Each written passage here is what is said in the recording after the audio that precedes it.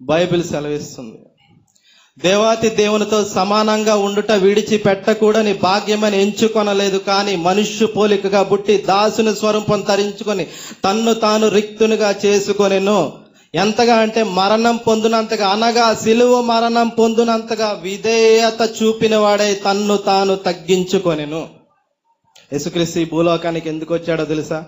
దేవునితో సమానంగా ఉండే ఆ యొక్క భాగ్యాన్ని కూడా విడిచిపెట్టి ఈ లోకంలో పేదవానిగా జన్మించి, ప్రాణంగా ప్రేమించి, పవిత్ర రక్తాన్ని చెందించి, కాళ్ళకి మేకులు, చేతులకు మేకులు, తలపై ముళ్ళ కిరీటం, పక్కలో బల్లెం పొడిపించుకొని, మొహం మీద ఉమ్ము వేపించుకొని, దెయ్యములకు అధిపతి, వ్యభిచారం వల్ల పుట్టినవాడని నానా మాటలు మన కోసం అనిపించుకొని మరణించి, మన పాపం నిమిత్తం సిలువలో మరణించి, 3వ దినమున తిరిగి లేచి పరలోక రాజ్యమునకు వెళ్ళి మన కొరకు స్థలమును సిద్ధపరిచి మనకు పరలోక పౌరసత్వాన్ని అనుగ్రహించిన గొప్ప దేవుడు మన ప్రభువైన యేసుక్రీస్తు.